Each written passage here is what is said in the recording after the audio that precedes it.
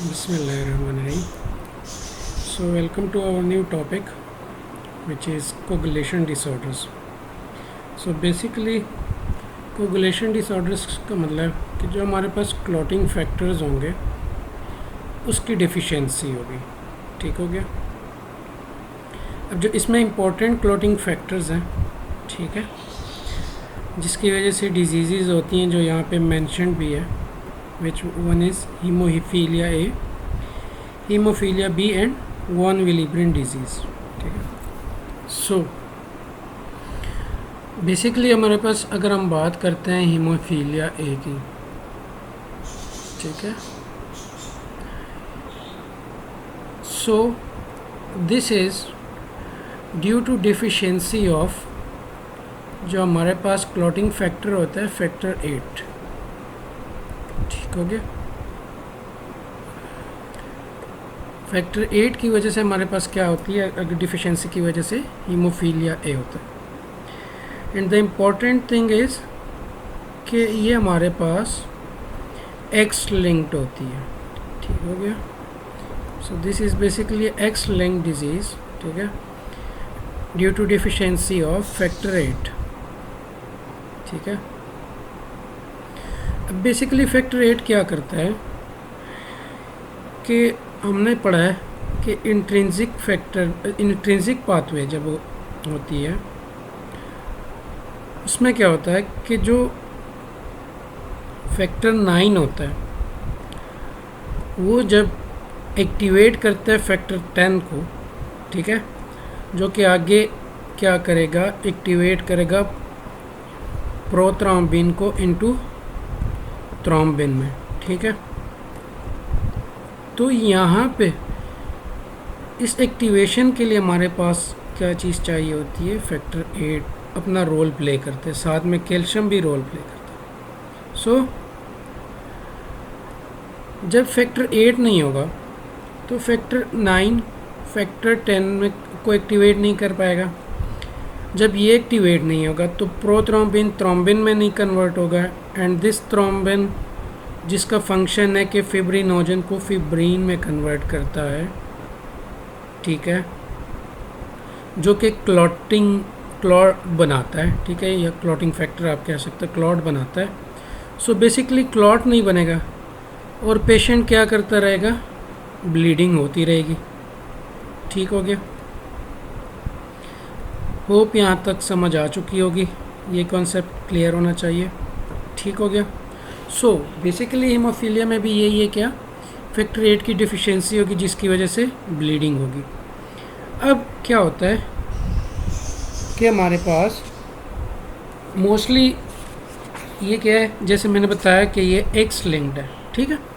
सो जब ये X linked है, so X linked, so the female will be the career.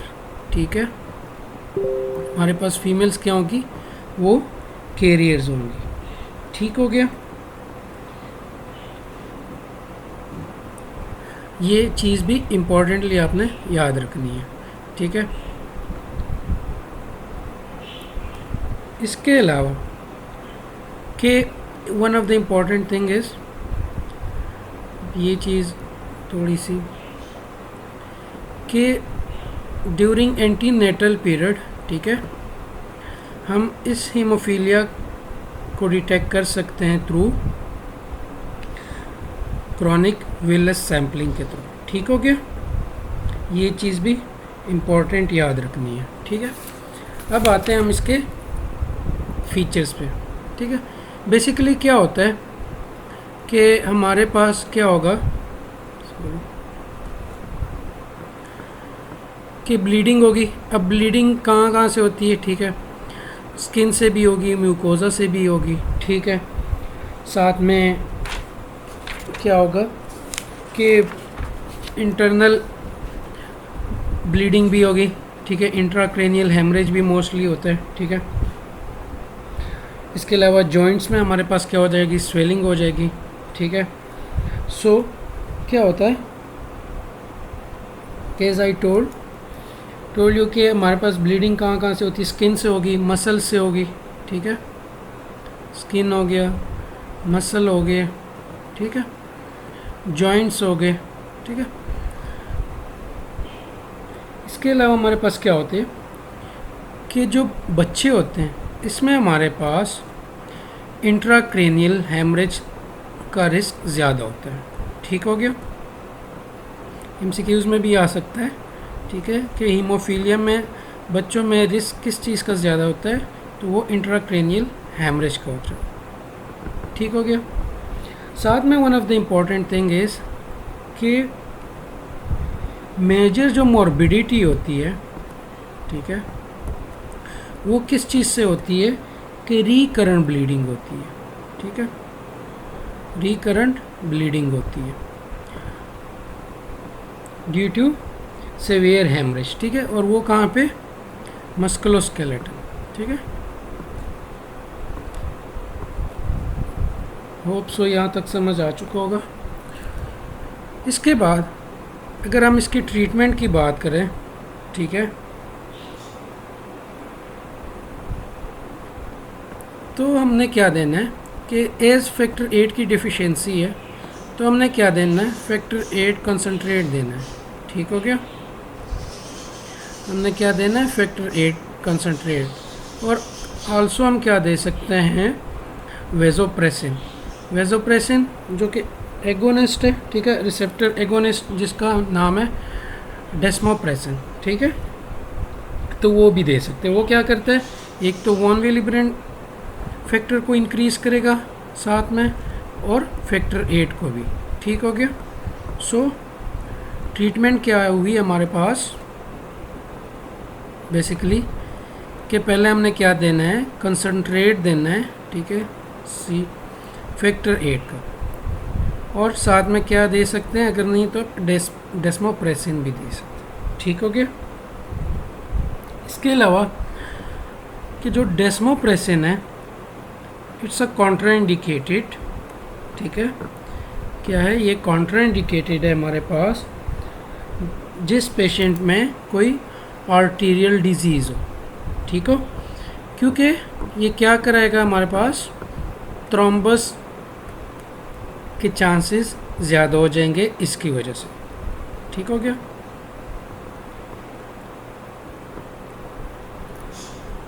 सही हो गया, होप सो यहाँ तक समझ आ चुकी होगी। सो दिस इज़ हीमोफीलिया ए, ठीक है, इसमें फैक्टर 8 की डिफिशिएंसी आती है एंड एक्स लिंक्ड होता है, ठीक हो गया।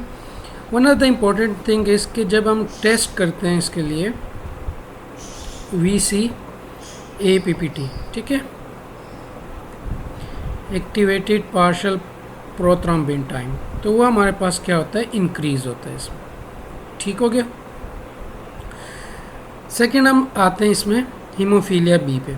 Haemophilia B is also called Christmas disease, ठीक हो गया, ठीक है। क्यों, क्योंकि इसमें हमारे पास फैक्टर 9 की डिफिशिएंसी होती है, ठीक है, फैक्टर 9 की डिफिशिएंसी होती है, ठीक है। It's also X link recessive, ठीक है, and as I told you, ठीक है, कि अगर फैक्टर 9 नहीं होगा तो फैक्टर 10 एक्टिवेट नहीं होगा, वो एक्टिवेट नहीं होगा तो क्या होगा, थ्रोम्बिन नहीं बनेगा, एंड थ्रोम्बिन की वजह से फैब्रिन नहीं बनेगा, सो क्लॉट नहीं बनेगा और उसकी वजह से ब्लीडिंग होगी। बाकी मैनिफेस्टेशन इसकी सेम एज हीमोफीलिया की, ठीक है। इन ट्रीटमेंट में हमने क्या देना है, उसी तरह कि हमने क्या देना है, कंसनट्रेट फैक्टर 9 देना है, ठीक हो गया। इसके बाद हमारे पास आता है हीमोफीलिया सी, जो कि हमारे पास डिफिशिएंसी होती है किस चीज़ की वजह से, फैक्टर 11 की वजह से, and this is autosomal recessive, ये चीज़ याद रखनी है। The other two one is X link, ठीक है, and this is autosomal recessive. So this is the main point MCQs के लिहाज से, ठीक है,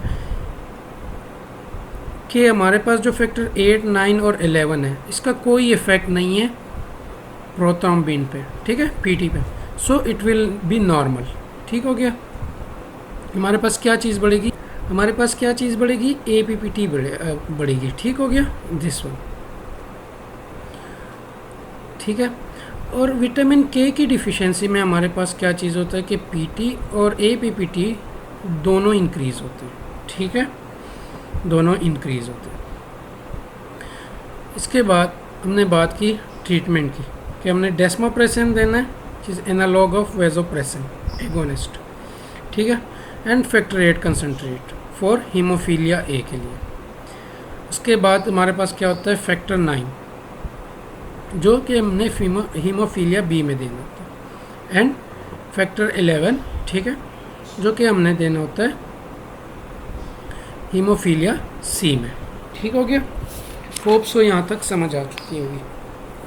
इसके बाद हम पढ़ेंगे वॉन विलिब्रेन डिजीज़। अब बेसिकली वॉन विलिब्रेन जो हमारे पास होता है, ठीक है, वॉन विलिब्रेन डिजीज़ का मतलब कि हमारे पास इसमें भी क्या होगी कि वॉन विलिब्रेन फैक्टर की डिफिशिएंसी होगी। अब बेसिकली थोड़ा इसका ओवरव्यू कर लेते हैं कि वॉन विलिब्रेन फैक्टर क्या होता है। बेसिकली ये बनता है हमारे पास सब एंडोथेलियल सेल से, ठीक है, और मेगा कैरियोसाइट्स। ठीक है, ये जो प्रोटीन है, this protein is form from endothelial cells, ठीक है, प्लस मेगा कैरियोसाइट्स यानी कि प्लेटलेट्स रोल प्ले करता है इसके बनाने में। ठीक हो गया। बेसिकली ये क्या करता है, ये प्ले करता है रोल एज अ को फैक्टर, ठीक है, फॉर प्लेटलेट्स। ठीक है, ये प्लेटलेट के साथ अटैच होता है और हेल्प करता है, जब प्लेटलेट के साथ ये अटैच होगा तो ये हेल्प करता है एडिशंस में। ठीक है, जब एक जगह पे ब्लीडिंग होगी और प्लेटलेट आएंगे प्लेटलेट प्लग फॉर्मेशन के लिए, so this factor, this von Willebrand factor attached with platelets and help in adhesion. ठीक है, वॉल के साथ ये एडिशन कराएगा, एक चीज़। ठीक है, और दूसरा ये क्या करता है कि ये हमारे पास ये एक्ट करता है as a carrier protein for factor 8 also. ठीक है, फैक्टर 8 आल्सो। ठीक है,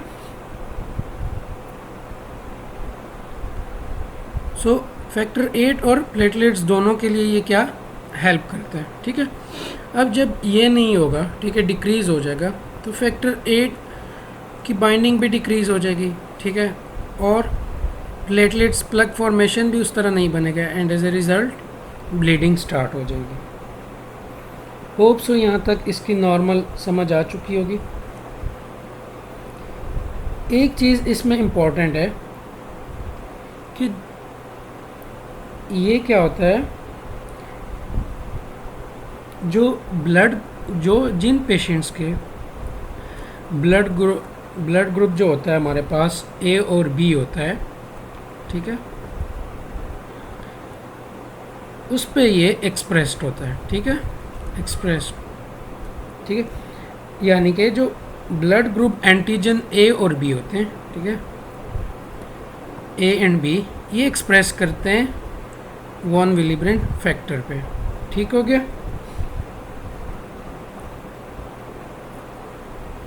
ताकि ये रिड्यूस करे प्रोटियोलाइसिस की। ठीक है, इसके अलावा इसके अब आते हैं हम क्लिनिकल फीचर्स पे। सेम एज हमारे पास क्या होता है कि इसमें भी क्या होगा, ब्लीडिंग होगी। ठीक है, अब इसमें क्या होता है, इसमें कि हमारे पास मोस्टली हमारे पास क्या होगी, एपिटेक्सिस होता है, ब्रूजिंग होगी। ठीक है, एपिटेक्सिस हो गया, ब्रूजिंग हो गई। ठीक है, GI ब्लीडिंग होगी मोस्टली। ठीक है, और मेनोरेजिया होगा, जो कि कॉमन क्लिनिकल फीचर्स हैं। ठीक है, अब इन्वेस्टिगेशन इसकी क्या होगी कि हमने वॉन विलिब्रेन फैक्टर देखना है। ठीक है, साथ में जब वॉन विलिब्रेन फैक्टर डिक्रीज़ होगा, ठीक है, जब हम इन्वेस्टिगेशन करेंगे तो साथ में हमारे पास डिक्रीज फैक्टर 8 भी होगा, क्योंकि ये एज अ कैरियर प्रोटीन इसके लिए एक करता है। ठीक हो गया। So both will be decrease. Treatment वही है कि हमने क्या करना है, इसको हम डेस्मोप्रेसिन भी दे सकते हैं पेशेंट को अगर इतना सीवियर नहीं है, या फिर फैक्टर 8 कंसनट्रेट भी दे सकते हैं। ठीक हो गया, जो कि क्या करेगा, हेल्प करेगा वॉन विलिब्रेन की इंक्रीज़ होने में। ठीक है, होप सो कि यहाँ तक समझ आ चुका होगा। नेक्स्ट टॉपिक में हम प्लेटलेट डिसऑर्डर्स पढ़ेंगे। ठीक है, थैंक यू।